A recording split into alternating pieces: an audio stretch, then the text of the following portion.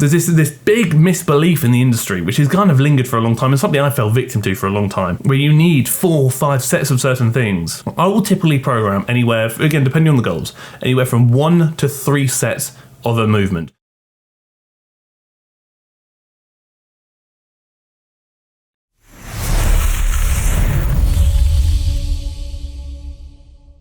We're talking about bits and bobs on the line that are going to be very excited today, and that's actually going to be a video made by Hanna Öberg discussing how to build your glutes and hammies with her 5 exercises only workout. I'm a big fan of Hanna. As you know, I have spoken to Hanna a few times on the Instagram machine, and she's been nothing short of exceptionally kind and very friendly, and it's always been great looking at her content because as a whole she trains really well. And when I say trains really well, I mean trains in a manner that I personally align with. And I'm excited because I like looking at workouts and talking about them because I need to get more of a life. Before we do so, I quickly want to speak about a few things. I say a few things, one thing. A bit more additional information, as some people have been asking about the kind of community coaching thing. It's very much around joining the team. So obviously TFNL, hello, that's me. You join onto a program on the Train Heroic app that I have written, and you go through your sessions, you comment on your sessions, I can see what you're doing, how you're doing, and how you're feeling, and I can talk to you that way. Then you enter like the team message board, so each individual team, there's a gym team and a home workout team, have their own message board where they can talk to other members of the team to discuss things, ask questions, and obviously I'm involved as well, so I jump in and get involved. And essentially what you do is you essentially follow a really effective program at your own pace, in your own time when you want to, while other people within the team are following that same program. So it's very much a community-driven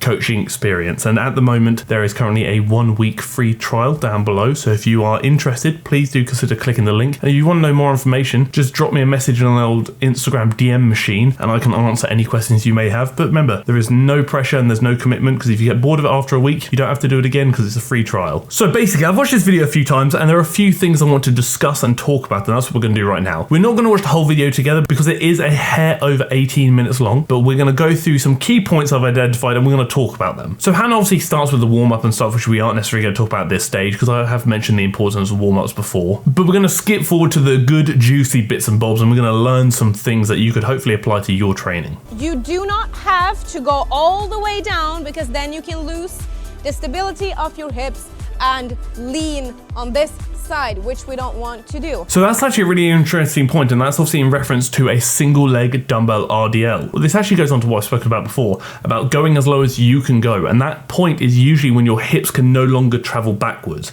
Because this is a hip hinge movement, if you can no longer hinge at the hip, you're not really performing the movement how it should be performed. And what Hannah's referring to there is that we'll talk about going as low as you can go until you can't go any lower. That's what we consider the active range of motion. And your active range of motion is probably going to be different to my active range of motion. And what that actually refers to is the range of motion, so the distance you can travel, that actually effectively targets the muscles you're looking at targeting within their limitations. So if you're really tight and you've got really tight hamstrings, your active range of motion is going to be a lot shorter than somebody with really flexible hamstrings, because that tightness is going to prevent you from traveling through as much of a range of motion as them. Therefore, active range of motion is very much dependent on the person, which is why I always say go as low as you can go, because there is no one size fits all with this. And it's very important to work within our active range of motion, because if we push beyond that active range of motion too far, that could put us at greater risk of injury. But also, if we don't utilize that active range of motion properly, we're limiting how much we're lengthening or shortening a muscle, therefore potentially limiting how much and how effectively we're actually working that muscle. So again, you see she's hinging at the hips, slowly keeping that back leg up. This is more for support, and she's also holding onto the bench, which I think is fantastic because this is a really unstable movement. She's controlling the movement. She's not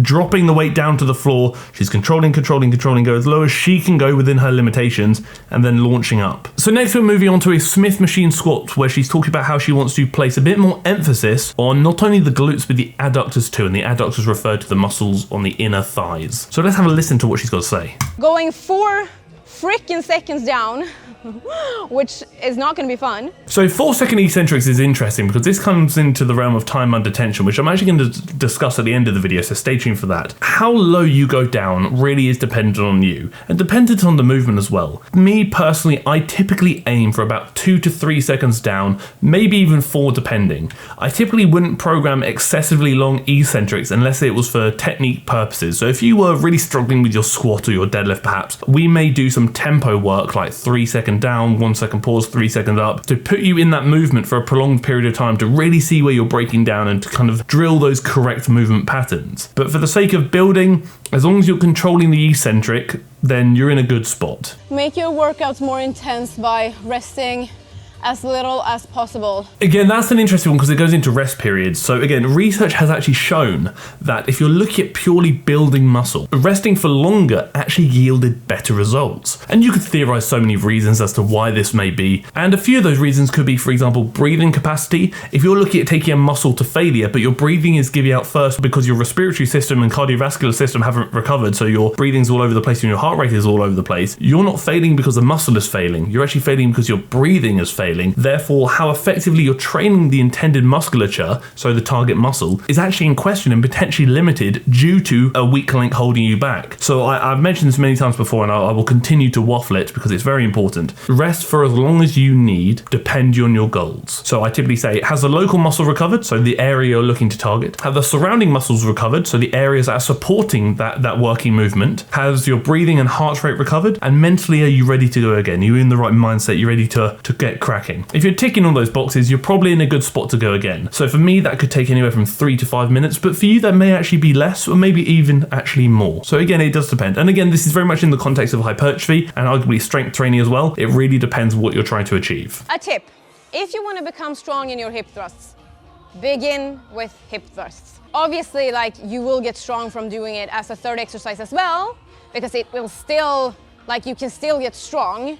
But if your focus is to hit a personal best in any kind of exercise there is, start with that exercise. It very much comes down to either starting with the exercise or doing that exercise very early on in the session. Because essentially what you typically do is you sequence exercises by priority. What are you trying to achieve regarding your goals and from that session, and which exercises are most going to help you get there? So you essentially sequence exercises by priority. What's the most important movement? You should probably do that earlier on. Because at this point, fatigue isn't too crazy, you're still pretty fresh, you're feeling pretty strong, you're fresh and the energy is there for you to fully expend on the movement so that you can perform best at that movement. So many things to consider, but yeah, like I said, I would typically choose the most important things and do them earlier on, and then move, not necessarily saying they're not important, but the slightly less important movements later on in the session. Go to failure, if you go to failure, that's good.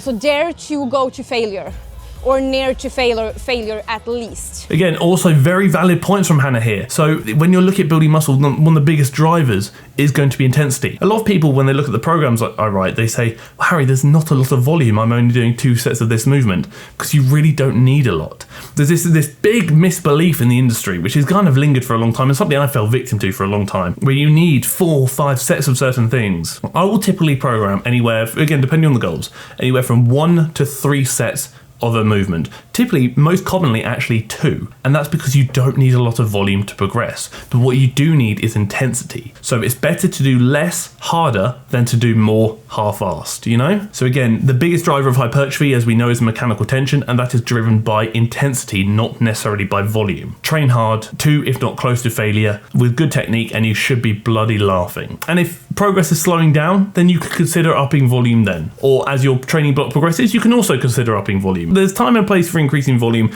but the volume never needs to be excessive. For most muscle groups, I typically aim, not all the time, it depends on the muscle group, I personally typically aim for about 4 to 12 sets per week. Sometimes I maybe even do less, sometimes I maybe do more. It really does depend. But the hip thrust is solid. You see how Hanna's really maintaining that vertical shin angle here? I like that, that's good. She's doing ISO hold in the shortened position. The shortened position is kind of key for this movement, as it is a shortened position dominant movement. I don't think holding a pause at the end is a bad idea at all. Yeah, Hanna's technique has always been pretty solid. I've always been really impressed with her lifting, and it's great to see that's not changed, even though I haven't looked at her for a fair while. It's also key to know how Hanna spoke about she was aiming for something like 12 to 20 reps or something in this movement. With anything, with programs, whatever it may be, see the rep range as a target, not a limit. If you have like an 8 8 to 10 set and you get to 10 and that's too easy, that's not a working set. Either treat that as a warm-up or maybe just keep going. You're looking for an intensity rather than a rep limit. So for example, if I go for 10, I've got 6 left in the tank. It's a bit of a, almost to an extent, slightly wasted set because you've not gone close enough to failure, therefore not yielded enough mechanical tension to experience significant results. Whereas if you push a bit harder and push for that 15 perhaps, even though it's outside of the rep range, your intensity is greater, therefore your results will likely be greater too. So remember, rep target, not rep limit. We have the fourth exercise coming up, which is dumbbell Bulgarian split squats. Video over. You know my thoughts and opinions. Split squats, fantastic unilateral movement. A movement I would typically, for myself, place near the end of the session because they're quite an unstable movement. So I typically would do that movement when I'm a bit more fatigued and the muscles have been pretty fried. But no, it's a fantastic movement for the quads, fantastic movement for the glutes as well, depending on how you do them. But when you go like this, rounding the back as much as you can, you will neutralize the back.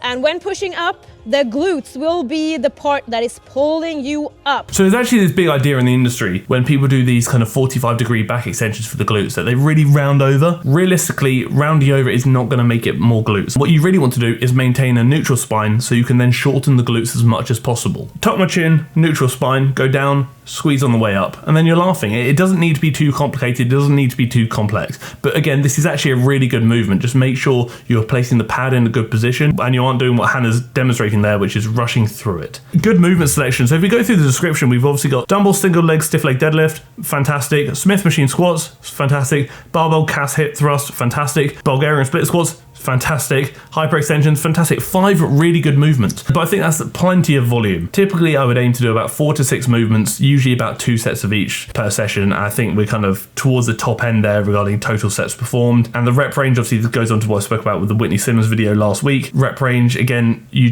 do you, but you don't need to do excessively high reps because obviously we only have 5 effective reps per set. So that's something. Actually, I'm going to touch on that very quickly now. One thing I wanted to touch on was time under tension. So obviously Hannah spoke about the 4-second eccentrics earlier. I just want to elaborate on that as part of comment question of the week here because I can't find the question, but someone has actually asked about time under tension recently. So essentially, time under tension and this big idea that time under tension is going to drive a lot of muscle growth is just not true. If we know that mechanical tension is the biggest driver of hypertrophy, which is intensity, to yield significant hypertrophy results, we must train to, if not close to failure, so we only get those 5 effective reps per set. Then whether you're doing a set of 5 or a set of 30 doesn't change the fact that you still only have 5 effective reps. But with the idea of time under tension being a big driver of hypertrophy, which we know it's not, then surely in theory the 30 set would be better than 5 because you're under tension for longer, when that's just not the case. If time under tension was that important, then the best exercise in the world would be the slowest one you could possibly do, and that would be 1 set of X number of reps that lasted 10 minutes. But that's not the case. What we need is